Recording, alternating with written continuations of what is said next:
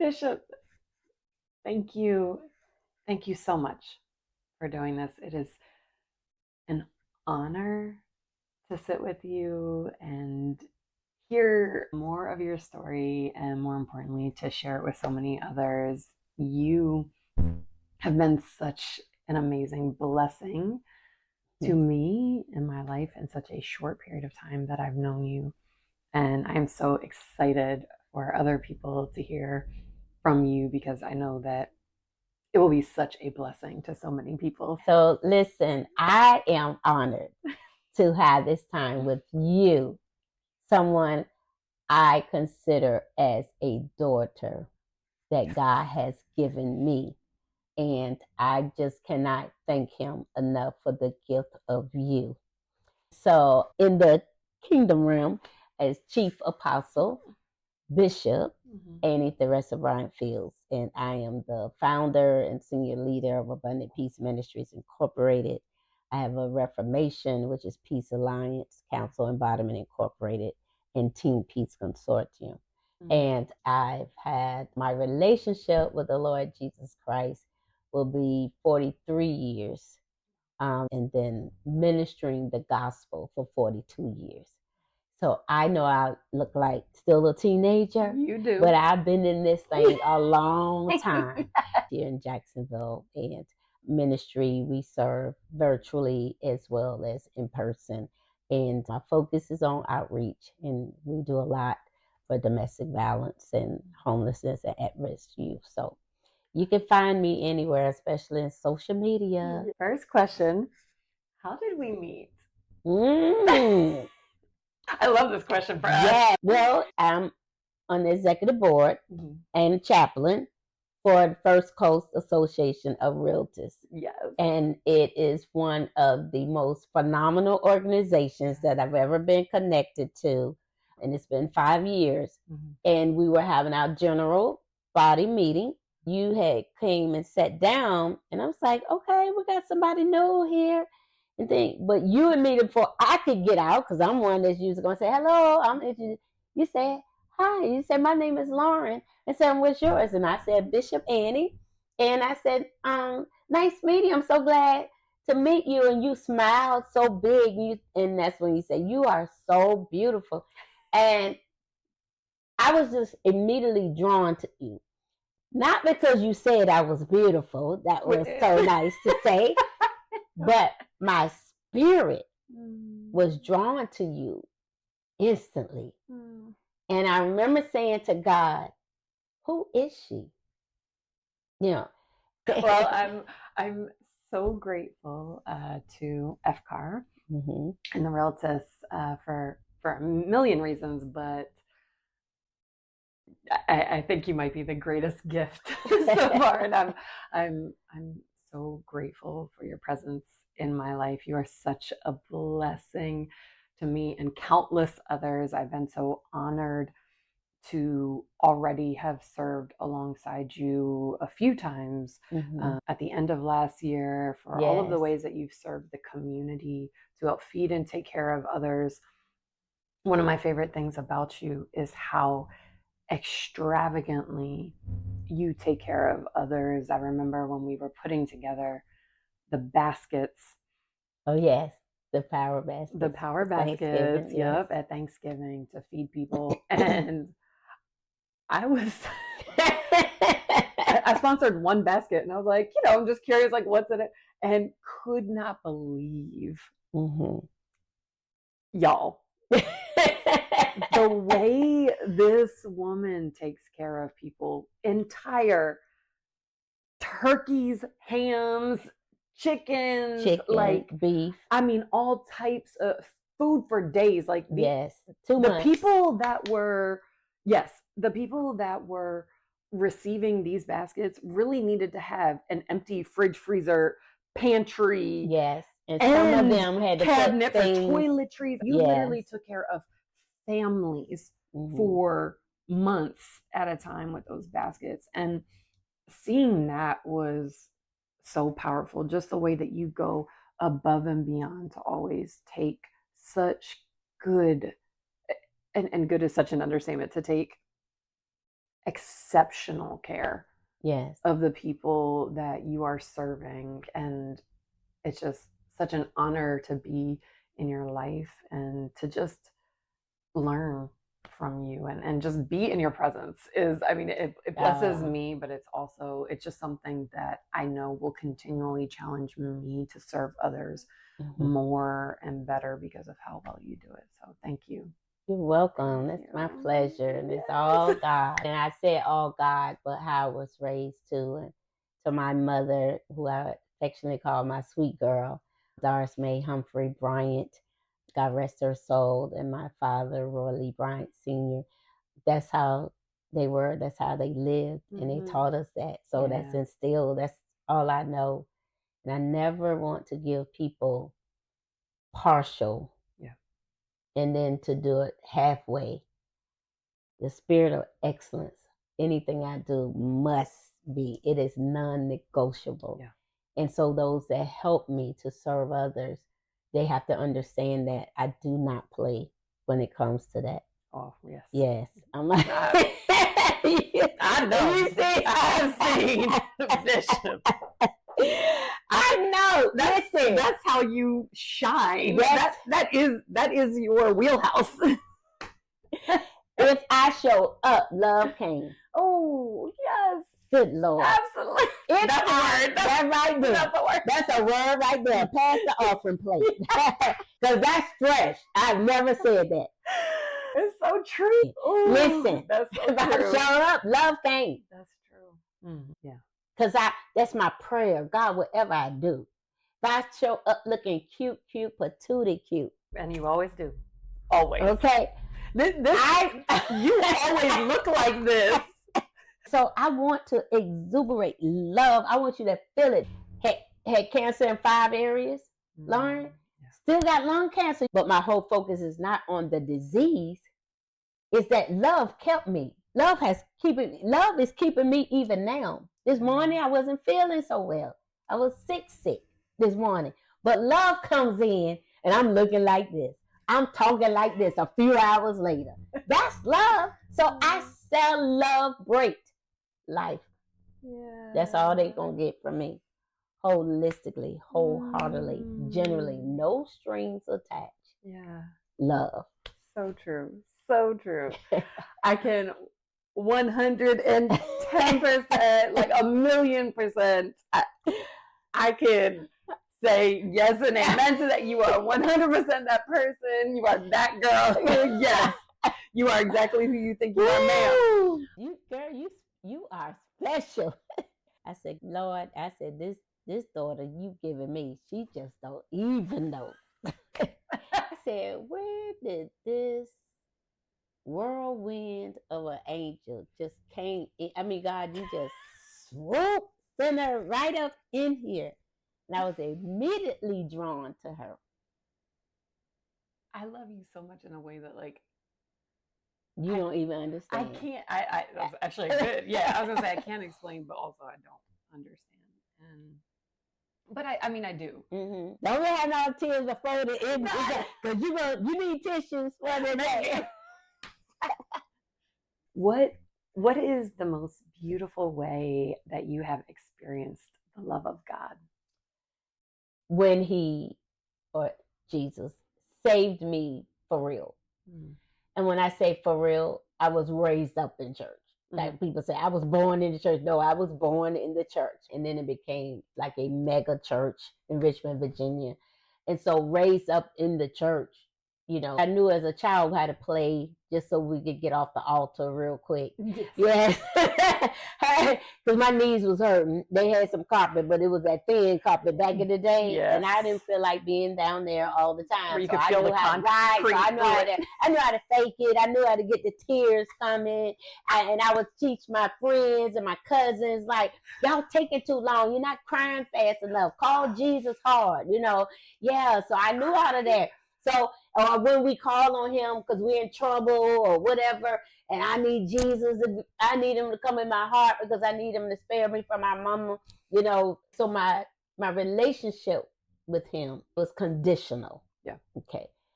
But when I became pregnant out of wedlock And that's why I left in Richmond and came to Jacksonville to start a whole new life. And I remember being at my brother's house, who was already living here, my second oldest brother. And I remember being at their house all by myself. He's married, has 4 babies, kids, that everybody's at school, at work, and I was there. And I remember sitting up there because, first of all, I'm trying to comprehend that my whole life has changed. And I received a letter from my aunt, who I felt hated me all my life. I literally, because of the things that she would say, what she would do.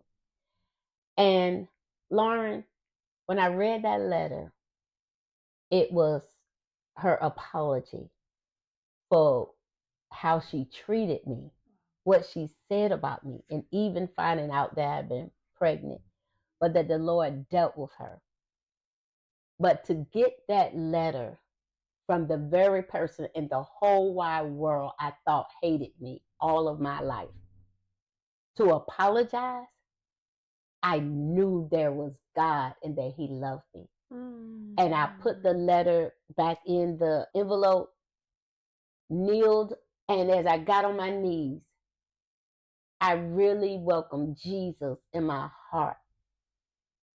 Because first, I knew God loved me. Mm-hmm.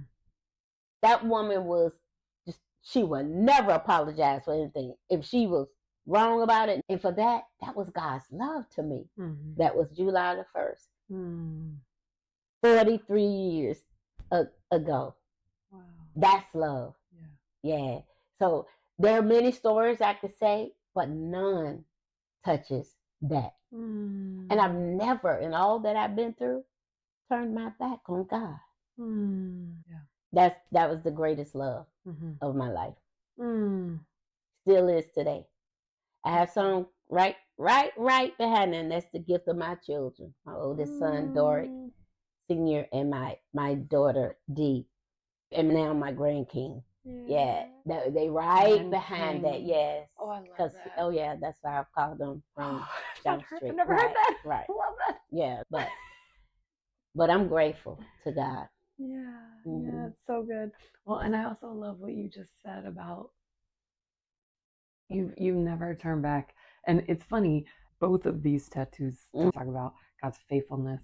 And my father, I've always said, to me, has been the greatest example of someone being faithful to God. I've watched that man go through so many different things. Right. And to have lived in the same house with him and see he's always gone straight to Jesus. Mm-hmm. And that's not my story. Mm-hmm. And that's not who I am.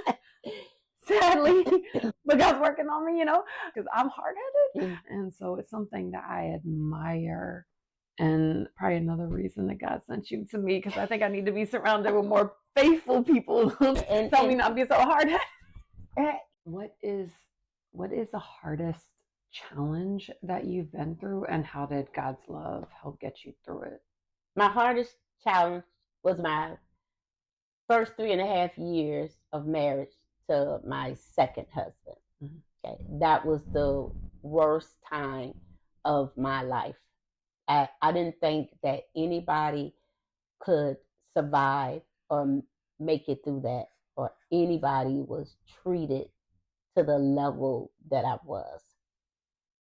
And that I did not have a mental breakdown.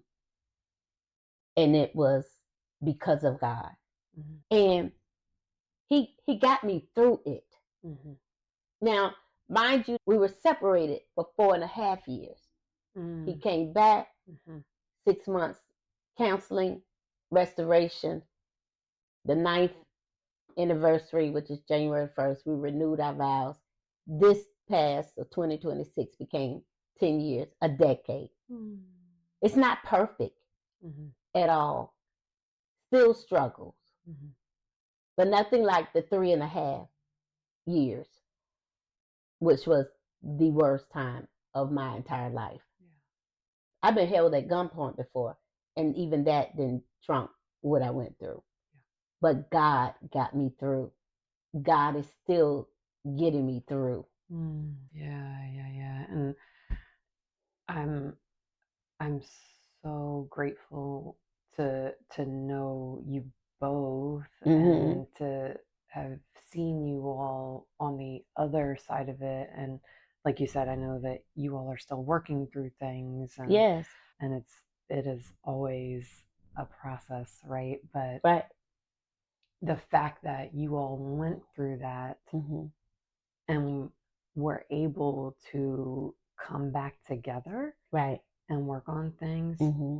despite the past is nothing short of an act of God, you know. Right. Yeah. Yeah. Well, I love y'all so much. I saw them at our meeting on Thursday, and Right. I Right. said we're gonna have a good time. So I'm very personally curious to hear Okay. where this is the really vulnerable one. Where are you struggling to feel the love of God in your life right now? This one probably will have me more emotional than anything, where I struggle to find God's love, or to feel his love. And that is through others. Mm, Lauren, I'm a full time lover. yeah. If we connect, I'm not going to love you halfway. I'm not going to do things or serve halfway. I'm not going to connect with you halfway. I know there's different level of connections with people, but whatever that is, I'm all in again. And I'm struggling to see God in others. So we'll be transparent here. But I really have been struggling the last year, the last few months, the last few weeks, the last couple of days. Like, where is your love? And the struggle is for those that profess Jesus, Yes.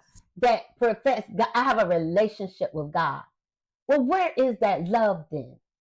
Even on the days when we disagree, can we agree to disagree, but yet love, that we won't mistreat each other? Yeah. It's been painful. And I've been disappointed in people. I really have been disappointed. So that's been my struggle, and it's been deep. It's real deep. So to have that question right now, it's my birthday month, turning 60 on the 17th, hence the balloons.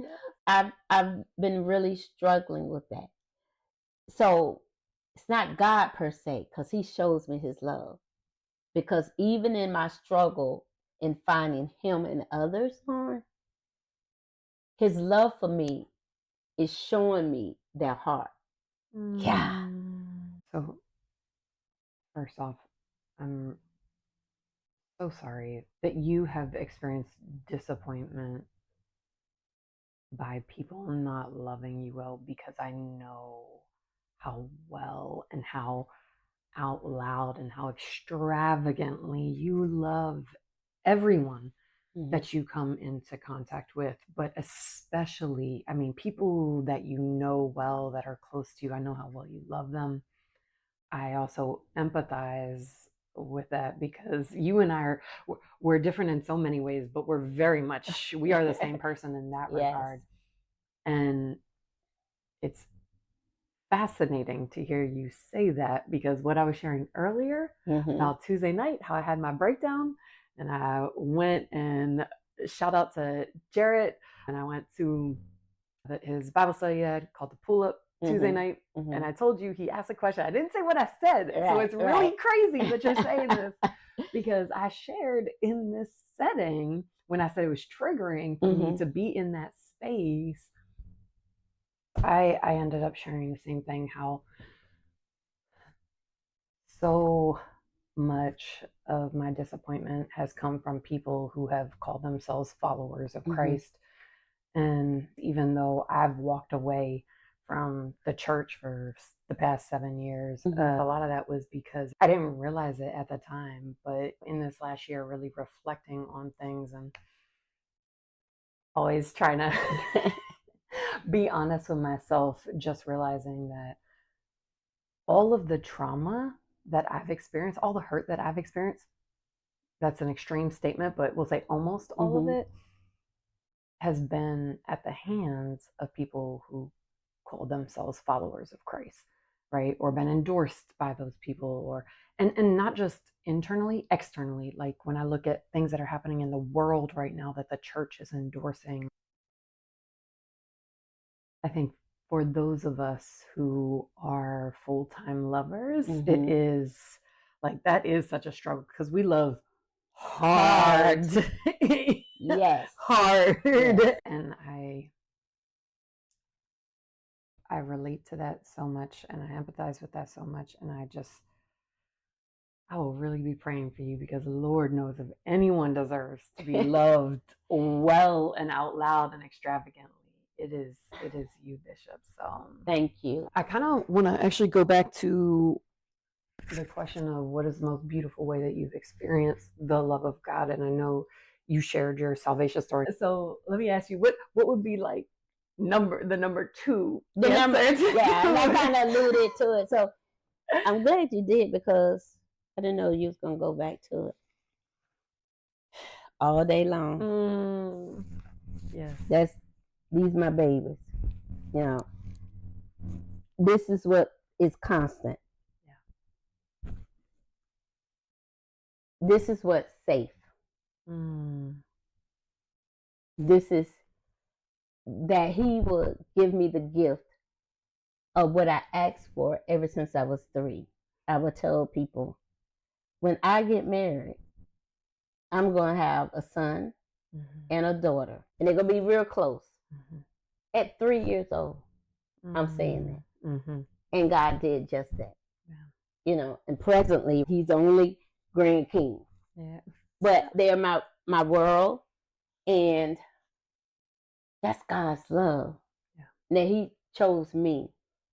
He gave me instructions with them. And I often ask him, did I do it right? You know, I knew I wasn't a perfect mother. But God, did I do what you gave me concerning them? And, okay, I'm grabbing the tissue now. And when she watches this, she's probably going to be bawling too. My daughter just said to me last week, Mom, I just want to tell you, you did a great job in raising. She calls her brother Bro, and I. She said, you taught us so much. And you taught us how to love God. But everything I asked God, that was just between me and him. Did I do it right concerning them? And she said the words, Mom, you did it. You did an excellent job. Yeah. That was God loving me because she didn't know that I was just asking God. I'm about to be 60, but I still wanted to know, did I raise them right? You know, they have an amazing father, their dad, but these are mine. Yeah. These are my gifts that God entrusted me with. And through her words, and the love of all of them, my son, my grandking, and her, that's everything. And I'm thankful that even at a time in our life that I lost them for about 9 months. That would take a whole nother story. I was like, wait, what? You can't drop that. But I still had those gifts. It was the second hardest time of my life, other than the beginning of my second marriage. I know what it is to lose it all and still love and trust God. Yeah. Yeah. Yes, indeed. Man, that's such a right. I'm so glad we came back to that, I think. Yeah, hey, girl. Yes. Bishop. Oh man. I'm like, I so want to know, I got so many more questions, man. That's a whole podcast in itself. Yeah. So we're gonna have to talk about that. Right. But man,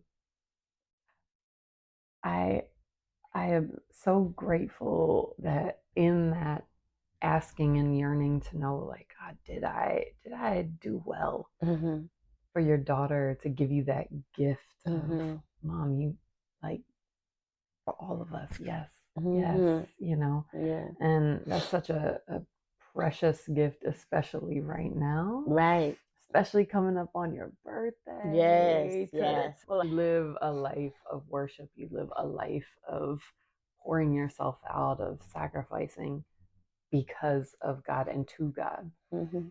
So I am so honored and so grateful. Thank you so much for Thank sharing you. just a fraction of your story.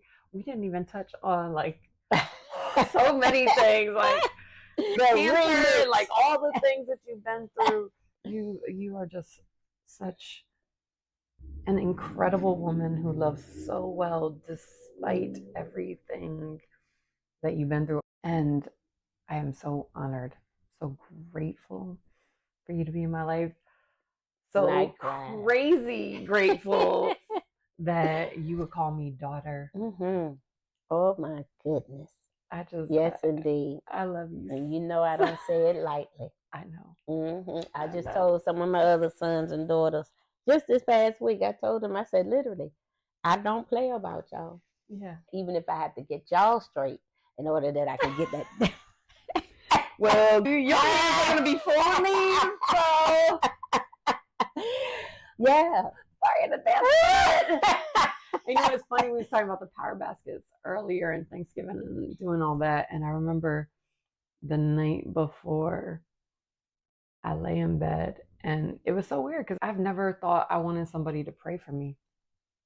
And I was laying in bed that night, and as I was going to sleep, and if you remember what I said earlier before we started, I said November 4th is when I heard that. So this is right after that. So I'm already angry and running, and I'm fighting. And so it was probably a week or two after that. And I was just laying in bed that night before I was going to see you the next day. And I was thinking, like, man, I actually would like Bishop to pray for me. And when I walked in, you like walked up to me. And I had totally forgotten about it. I showed up the next day to help.